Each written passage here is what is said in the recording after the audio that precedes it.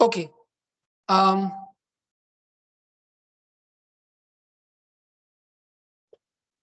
So you can use Newton's algorithm as a steepest descent method.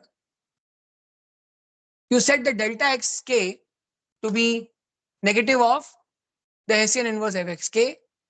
Now, the convergence criteria in the case of Newton's update is very interesting. Basically, this lambda square is a directional derivative in the Newton direction. So if the directional derivatives is less than or equal to 2 epsilon, then you quit. Basically, you're saying that there's not much you can do in the next step. I mean, I'll not get into the details of how this is obtained, but think of this as saying, like, say in the case of gradient descent, we are looking at dot product being very small. Here we are looking at not the dot product, but not the gradient. Sorry, in the gradient update, we're looking at the gradient norm being small. Here you're looking at the Hessian induced gradient norm being small. So to think of this as just a Hessian induced gradient norm, right? Curvature sensitive gradient norm. Okay, so the main contribution that is coming from the Hessian here is curvature. Curvature sensitization.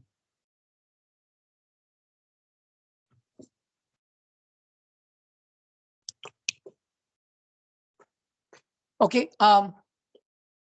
Now, of course, it takes a lot of time. For example, each Newton step can take order of n cube time. So that is obvious. You're going to look at not only a Hessian computation, but its inverse computation. So order n cube is formidable.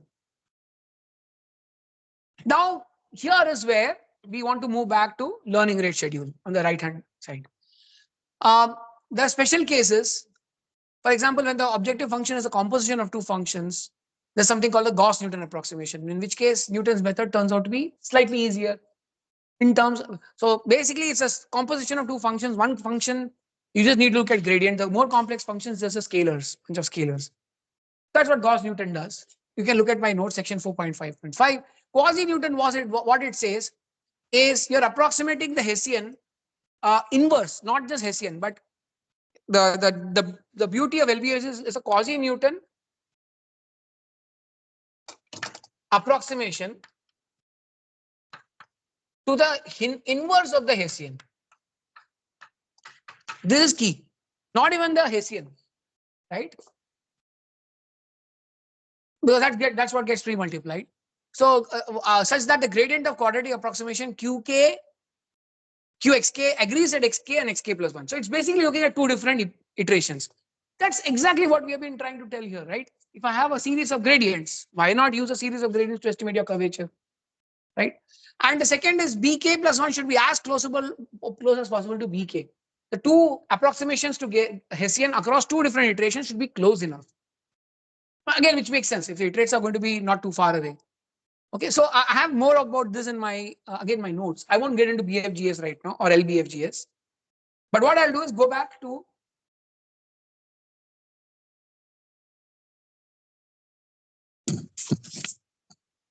my main notes.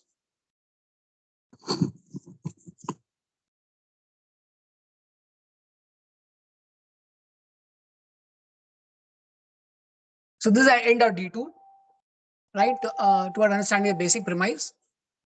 And this brings us to adaptive gradient descent framework of algorithms. Okay, now this is where we start unifying many things. But let's take a little bit on the adaptive part itself.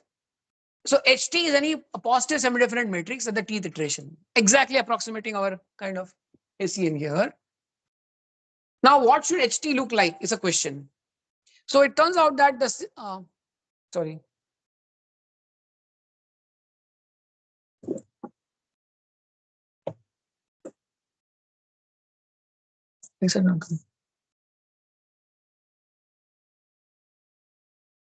It turns out that the simplest approximation of HT is a diagonal matrix. That's the simplest. take a diagonal matrix to be HT, right? That also gives you curvature. What will a diagonal matrix give you? It will give you curvature along the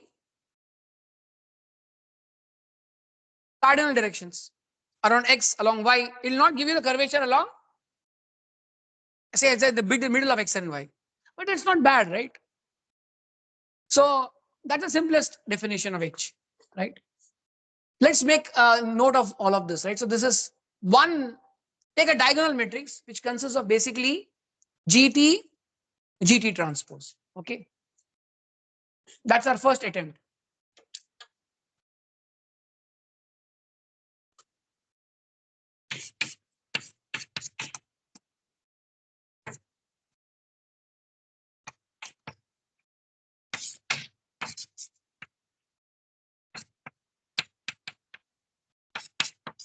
So note that GT into GT transpose is different from GT transpose GT. GT transpose GT will become a dot product, a scalar. GT GT transpose is called the outer product. It was a raised to half. Sorry.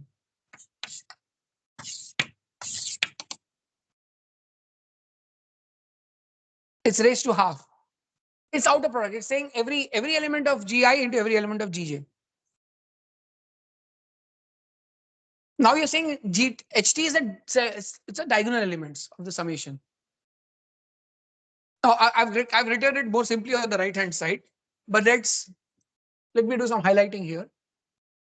The GT transpose outer product. It's a rank 1 matrix, and you're basically taking a summation of all the GT transpose multiplied by eta t. Now we have got a new eta t. Sorry.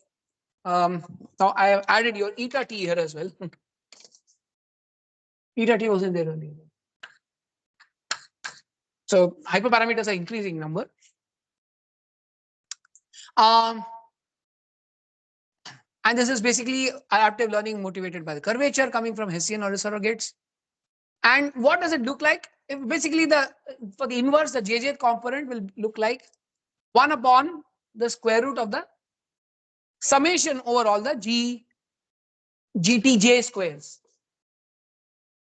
Okay.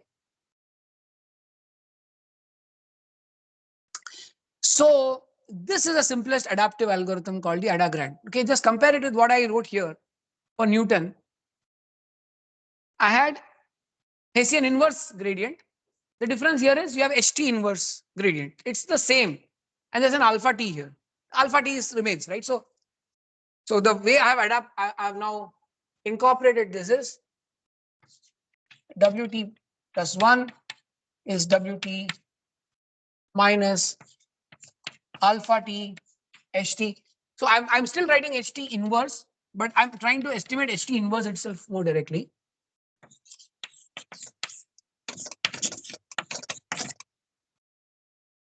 F of gradient of F of WT. Or you can put an index I for stochastic, right? But I'm talking a little bit about curvature right now. So GT is gradient FT is a gradient at Tth iteration. Okay, so there's a different perspective. You can look at rudder.io. I'll show it maybe in the next class. And it gives a perspective of this momentum methods, which are on the left-hand side, which accumulate gradients, gradient squares, adaptive learning rate, for which you also recall our discussion on the 4 RMO conditions, right? The adaptive learning rates, all of that is now coming together under this umbrella. So here's our grand unifying theory, okay? All of them will now, everything that I wrote on the board so far is going to come together under one umbrella. So what we are doing now is going a little bit further. So we already wrote this HT, right? That I think is given. Now what we are going to do is generalize it a bit further by bringing in adaptation. Sorry, by bringing in momentum into adaptation. So largely we'll focus on getting momentum into adaptation. But along with that, we'll also there will also be some more fixes to the curvature itself, to the adaptation itself. So this is one single unifying thing. Okay, so I'm going to ask you some questions soon. But just observe this. Maybe you should write it down. WT plus 1 is WT. Why don't you write it? Just write this down. WT plus 1 is WT minus alpha T HT inverse, which we already saw here, motivated by Hessian, times the gradient FIT. But now you have a WT plus gamma T, WT minus WT minus 1. That should remind you of momentum. Plus beta T. Now this is something interesting. Here, we had a momentum or velocity term. To that, I pre-multiply beta T, HT inverse HT minus 1. HT from the current epoch inverse into H from the T minus 1 iterate.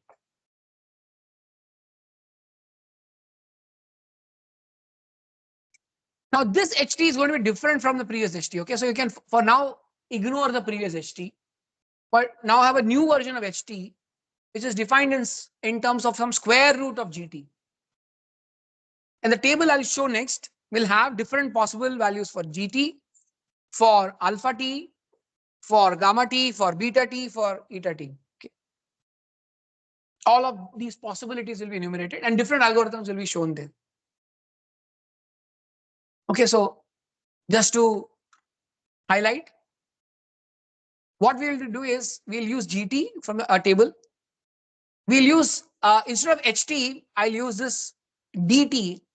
So I'll replace this HT with a more foundational my matrix called DT, which consists of diagonal elements of all the gradient dot products. Gradient GT into GT, right? So what we'll explore, I mean, this is at a high level. Possibilities for GT. One possibility is identity, right? If I set GT to identity, you should be able to recover a pure momentum.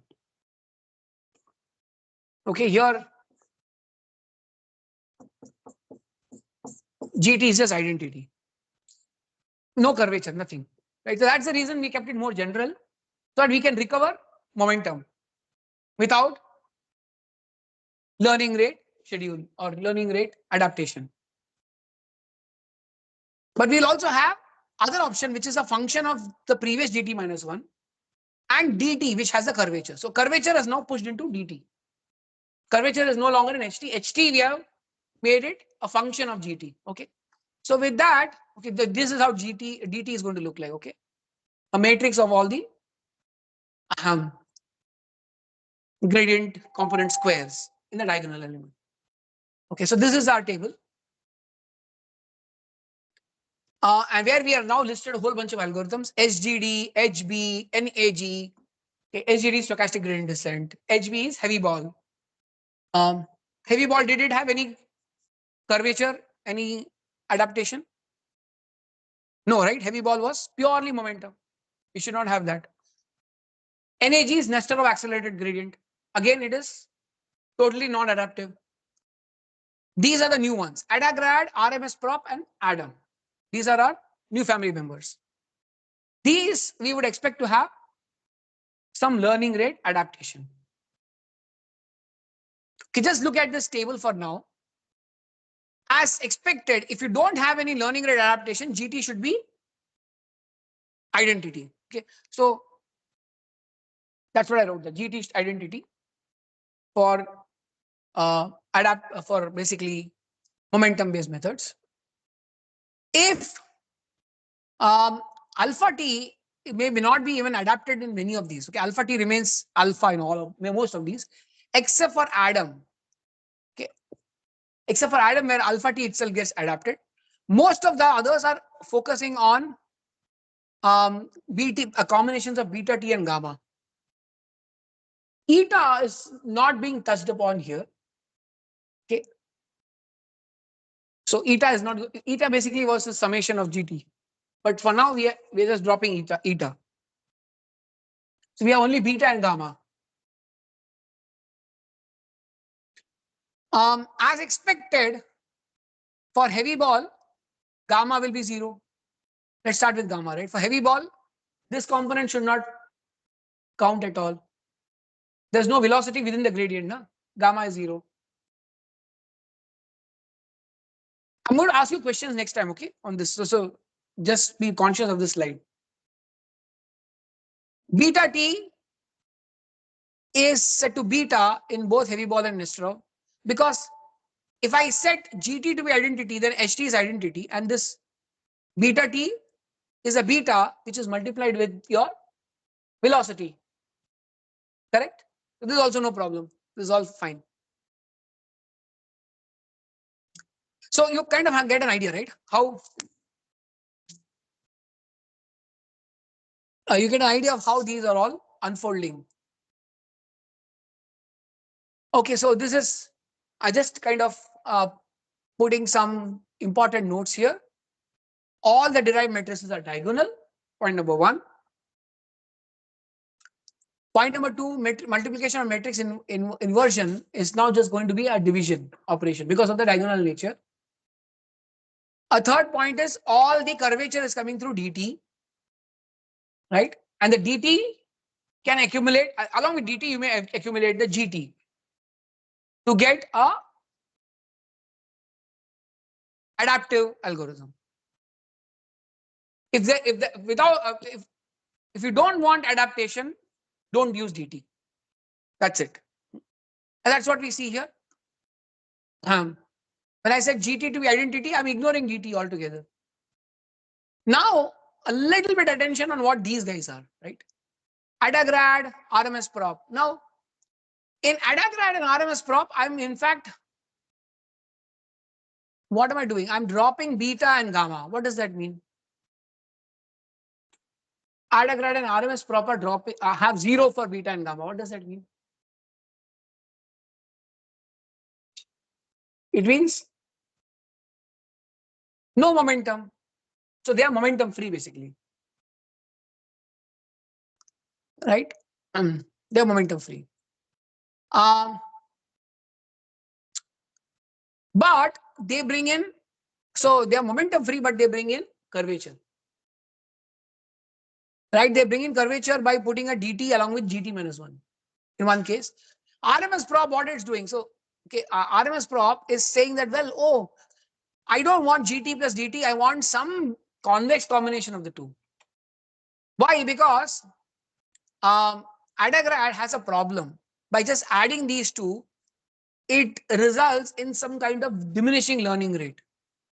See, the way gt plus dt comes into, right? So basically here, gt and dt is there. And if you set gt to gt minus 1 plus gt, then it will reflect in ht. And if you're going to take ht inverse, so if your values are going up all the time, the diagonal elements are going up, the inverse of the diagonal is going to have shrinking values. You're dividing, remember? Multiplying by inverse is like dividing by those values. So what is happening is this division here, this adaptation is proving to be costly by dampening, right, the alpha t into ht minus 1 here. This is a problem here. So therefore, in RMSProp, you take a sum of a convex combination of these two. Don't just keep adding them. Right? Adam says, well, I'll keep all of that. A little bit more on Adam next class. We already 4 minutes time.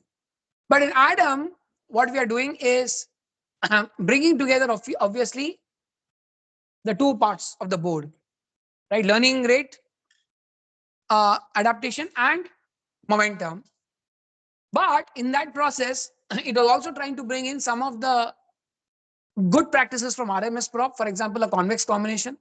But the convex combination now is a little bit more nuanced. It's also giving, looking at relative rate, some beta to constant divided by beta to 1 minus beta to t and so on, right? So it's a lot more adaptive, Adam. And yeah, the other thing is Adam also directly influences the alpha. And there's a reason for that, because Adam has brought in momentum. It has to more explicitly also control that alpha doesn't become ill-behaved. Okay, so I think A lot of control in Adam is through beta, but maybe next time we'll discuss more. So do spend some time mulling over this. Next time we want to close and quickly move to generalized gradient descent and proximal methods. So this is pretty much our last detailed class on stochastic approaches. Okay. What I'll also request you to do is I'll put those slides. Adam, I'll have slides, but this extra optional slides on empirical risk minimization and gradient descent. So the whole notion of how regret bounds come about, etc. I'll just put this as additional slides. We won't discuss them in the class. Okay. Thanks.